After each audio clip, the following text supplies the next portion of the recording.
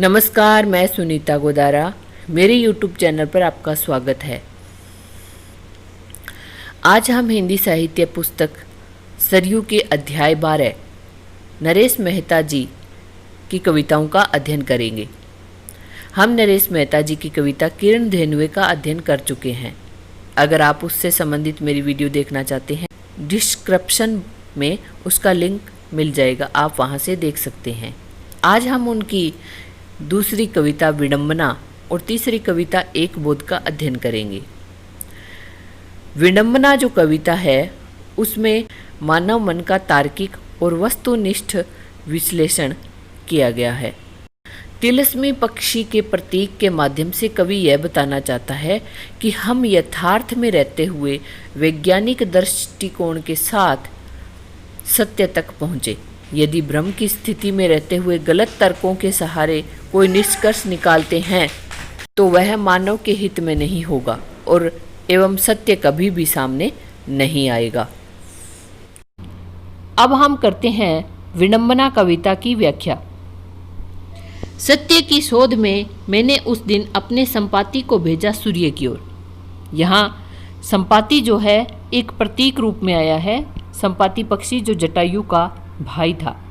तो यहाँ कवि कह रहा है कि मैंने संपाति को सूर्य की ओर भेजा और वह जाने किन आकाशों से टूटकर लौट आया, यानी वह अनेक आकाशों से भटककर वापस लौट आया। उसे विनेत्र देख मैंने कहा सत्य आग्नेय है। विनेत्र का अर्थ है नेत्रहीन हो जाना, यानी जब वह वापस लौटा तो वह नेत्रहीन हो चुका था। तो उसे नेत्रहीन हुआ देखकर कवि क्या कहता है कि मैंने कहा सत्य आग्नेय है। आग्नेय का अर्थ है अग्नि के समान। कवि फिर निष्कर्ष निकालता है कि सत्य है वो अग्नि के समान है, उसकी चमक से यह नेत्रहीन हो गया। यानी सत्य की खोज में मैंने भेजा था, उसे आंखों से अब दिखाई नहीं दे रहा था। तो इसका मतलब यह है कि सत्य है वो अग्नि के समान है, जिससे ये नेत्रहीन हो गया। आगे कवि फिर अनुमान लगाता है, उसे झुलसे देख मैंने कहा सत्य तेजस है। और उसको जला हुआ देखकर कवि ने अनुमान लगाया कि सत्य है वो तेजस है। तेजस है यानी तेज से पूर्ण है। उसे लौटे देख मैंने कहा सत्य अप्राप्य है। और संपाति जब वापस लौट आया था तो कवि को भ्रम हो गया कि सत्य तक पहुंचा नहीं जा सकता, यानी वह तो अप्राप्य है, उसे प्राप्त नहीं किया जा सकता। लोगों ने तपस्वी संपाति को नहीं मुझे ऋषि कहा, यानी जो संपाति सत्य की खोज में निकला था, लोगों ने उसे ऋषि न कहकर मुझे ऋषि कहा। यहाँ कवि यही कहना चाहता है कि हम यथार्थ में रहते हुए वैज्ञानिक दृष्टिकोण से सत्य तक पहुँचे। यानी सीधा अनुमान लगाने से कुछ नहीं होता है। अगर हमें सत्य तक पहुंचना है तो उसे विज्ञान की कसौटी पर कसकर ही पहुंचा जा सकता है, तभी हमें सत्य की प्राप्ति हो सकती है। वह सत्य हमारा यथार्थ पर आधारित होना चाहिए। अब हम करते हैं एक बोध कविता की व्याख्या। इस कविता में कवि यही बताना चाहता है कि आधुनिक और प्राचीन संस्कारों के बीच अनिर्णय की स्थिति बनी रहती है। इस मशीनी युग से प्राचीन परंपराओं एवं संस्कारों युक्त मानव जब जुड़ने की कोशिश करता है तो वह कुछ टूटा हुआ महसूस करता है। उसे अधूरेपन का एहसास होता है। यह मानव के लिए एक भयावह समस्या है कि मानव इस तथाकथित आधुनिकता को अपनाने के फेर में कहीं बीच रास्ते में ही भटक कर अपना अस्तित्व न खो दे। अब मिहिर सिर आ गया तपने लगी यह रेत।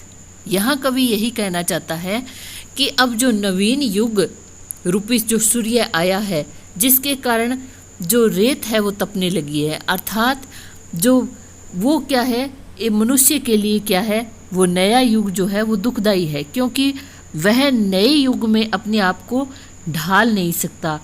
और जो उसके जो पुराने संस्कार हैं, जिसके साथ वह चलता आ रहा है, उसको छोड़ना उसके लिए क्या है, मुश्किल है। रह गए पीछे जिनके कुंतलों की छाह में हुआ सूर्योदय हमारा। यानी जिन संस्कारों के द्वारा हमारा जन्म हुआ था, जिन संस्कारों के साथ हम चले आ रहे थे, वो कहीं अब क्या है, पीछे छूट गए हैं। और जब उसका समय पीछे छूट जाता है तो समय का नया परिवर्तन का जो स्वरूप है वो उसको पीड़ित करने लगता है। बहुत कुछ छूटा, यानी जिन विचारों और मर्यादाओं और संस्कारों को लेकर वह पैदा हुआ था वे पीछे छूट गए हैं और टूटा भी। और वो सब क्या है, उससे टूट गए हैं, यानी वो विचार, वो मर्यादाएं, वो संस्कार हैं उससे अलग हो गए हैं। हम असंगी, असंगी यानी जिसका कोई साथी नहीं हो, और वह क्या है, संगी साथी विहीन यानी अकेला हो गया है। समरण बैसाखी सहारे चल रहे, यानी अब क्या है, अब वह व्यक्ति क्या है, पुरातन की स्मृति ही उसका क्या है, एकमात्र सहारा है, उसी के सहारे वो क्या है, चल रहा है। रेत के पद चिन्ह क्या, ये ही हमारे लिए अनुधावित रहे।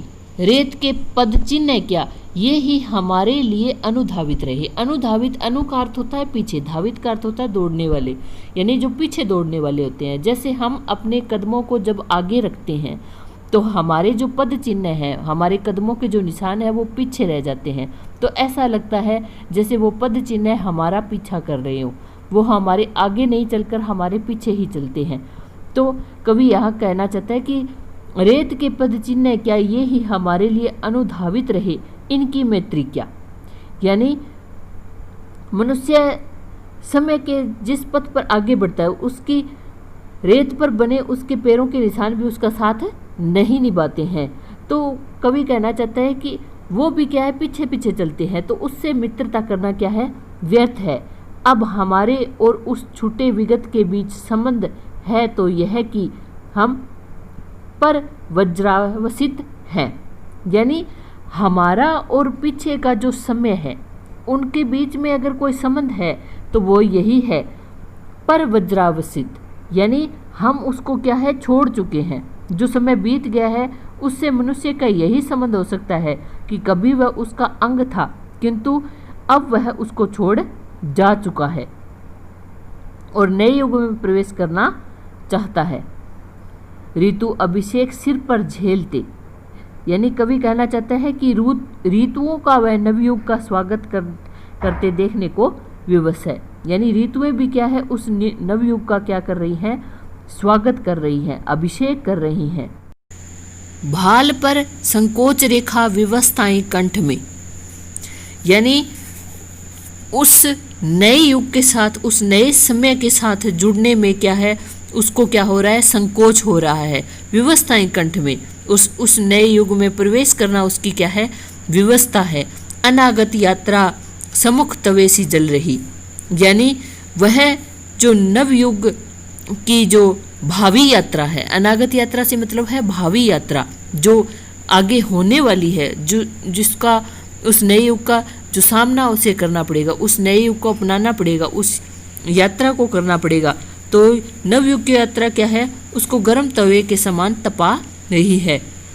हम आयु के अस्वस्थ अपनी छाह भी स्वीकार जिसको है नहीं, यानी नवयुग को अपनाने के फेर में पड़े मनुष्य के सामने अपने अस्तित्व को खोने का संकट भी उत्पन्न हो गया है। यानी जो व्यक्ति अपनी छाह को भी स्वीकार नहीं कर पा रहा है, अपने अस्तित्व को स्वीकार नहीं कर पा रहा है, यानी वह अपने आप को क्या है, खोता जा रहा है। उसके लिए उस नवीन पूंजीवादी व्यवस्था को अपनाना बहुत ही मुश्किल है। अब इनसे जुड़े थोड़े वस्तुनिष्ठ जो प्रश्न है वो देख लेते हैं। तो पहला प्रश्न है, विडंबना कविता में कवि द्वारा मानव मन का कैसा विश्लेषण किया गया है? तो तार्किक और वस्तुनिष्ठ विश्लेषण किया गया है। विडंबना कविता में कवि ने तिलस्मी पक्षी संपाति के प्रतीक के माध्यम से क्या बताया है? यही बताया है कि हम यथार्थ में रहते हुए वैज्ञानिक दृष्टिकोण के साथ सत्य तक पहुँचे, और यदि भ्रम की स्थिति में हम गलत तर्कों के सहारे कोई निष्कर्ष निकालते हैं तो वह मानव के हित में नहीं होगा और सत्य कभी सामने नहीं आएगा। विडंबना कविता में कवि संपाति को किसकी खोज में भेजता है? तो सत्य की खोज में भेजता है। अगला प्रश्न है, संपाति का विनेत्र देखकर संपाति को विनेत्र देखकर कवि ने सत्य को क्या कहा है? तो आग्नेय के समान कहा है, अग्नि के समान कहा है। संपाति को झुलसी हुई हालत में देखकर कवि ने सत्य को क्या कहा है? तेज स्वरूप कहा है। अगला प्रश्न है, संपाति को खाली हाथ लौटे देखकर कवि ने सत्य को क्या कहा है? तो सत्य को अप्राप्य बताया है। आगे है, लोगों द्वारा संपाति को ऋषि ने बताकर कवि को ऋषि क्यों कहा गया है? तो अज्ञात और अलभ्य सत्य के विषय में अपना चिंतन व्यक्त करने के कारण क्या है? लोगों ने कवि को ऋषि कहा है। यानी जो सत्य किसी ने जिसको खोजा नहीं था, उसे कवि ने पक्षी के माध्यम से खोजने का एक प्रथम प्रयास किया, उसके लिए कहा गया है। मेहता जी ने विडंबना किसे कहा है? तो उत्तर है, वास्तविक जगत की सत्ता एवं सत्य का ज्ञान आभास मात्र ही हो पाता है और मानव के इसी भटकाव को क्या कहते हैं? विडंबना कहा गया है। अगला प्रश्न है, अब मिहिर सिर आ गया। एक बोध कविता में मिहिर किसका प्रतीक है? तो पूंजीवादी शोषण का प्रतीक है। अगला प्रश्न है, एक बोध कविता में कवि ने किस स्थिति को प्रस्तुत किया है? तो आधुनिकता और प्राचीन संस्कारों के बीच अनिर्णय की स्थिति को प्रस्तुत किया है। कवि के अनुसार आज मानव अपने आप को कुछ टूटा हुआ महसूस क्यों कर रहा है? तो मशीनी सभ्यता के कारण कर रहा है। अगला प्रश्न है, स्मरण बैसाखी सहारे चल रहे, पंक्ति काल से स्पष्ट कीजिए। स्मरण का अर्थ होता है याद, यानी आज हम क्या है, पिछली सभ्यता और संस्कृति का बार बार स्मरण कर उसी के सहारे जीवन यापन कर रहे हैं। आपने देखा होगा कि घर में भी जैसे बड़े बुजुर्ग हैं वो बात करते थे कि पहले इस तरह से होता था, पहले इस तरह का ज़माना होता था, बच्चे इस तरह से साथ में बैठते थे, इस तरह से बातें करते थे। तो उस तरह से उस पीछे की बातों को, पीछे की यादों को अपने साथ जोड़े रखना ही क्या है? स्मरण बैसाखी के समान है। रेत के पद चिन्ह ही क्या? पंक्ति का से स्पष्ट कीजिए। तो रेत में पैरों के निशान ज्यादा देर तक क्या है? नहीं रहते हैं। उसी प्रकार विविध समस्याओं के सामने व्यक्ति का साहस ज्यादा देर तक नहीं टिक पाता है। एक बोध कविता के अनुसार हमारे लिए अनुधाविक क्या रहा है? तो सूर्य यानी पूंजीवादी संकट ही हमारे लिए क्या है? अनुधाविक है। हम उसके पीछे पीछे चल रहे हैं। हम पर व्रजावसित हैं। इसमें पर व्रजावसित का आशय क्या है? तो इसका आशय है ऐसी स्थिति से है जिसमें व्यक्ति न तो किसी वस्तु को छोड़ पाता है और न ही अपनाने की में समर्थ रहता है। अनागत यात्रा किसे कहा गया है? तो आधुनिक काल में अनेक अज्ञात समस्याओं के आ जाने की संभावना को कहा गया है। एक बोध कविता में हम आयु के अश्वत्थ को क्या स्वीकार नहीं है? तो अपनी छाह स्वीकार नहीं है। लोगों ने किस कारण कवि को ऋषि कहा है? तो कठिन तपस्या करके सत्य का उद्घाटन करते हैं ऋषि। तो कवि ने भी क्या है? जगत की वास्तविक सत्ता का उद्घाटन किया है। नए सत्य का अन्वेषण किस प्रकार हो सकता है? तो नए सत्य का अन्वेषण पूर्णतः तार्किक मूल्यों एवं वैज्ञानिक दृष्टि पर हो सकता है, यथार्थ वस्तु स्थिति से हो सकता है। अगला प्रश्न है, वर्तमान में हम किस पर्यावरण में जी रहे हैं? तो पूंजीवादी अर्थव्यवस्था से उत्पन्न समस्याओं के भटकाव वाले पर्यावरण में जी रहे हैं। आशा करती हूँ आपको मेरी ये वीडियो अच्छी लगी होगी। अगर मेरी वीडियो आपको अच्छी लगी, अच्छे से आपके समझ में आ गया, तो मेरे चैनल को सब्सक्राइब कीजिएगा, लाइक कीजिएगा और शेयर करना ना भूलिएगा। Thank you.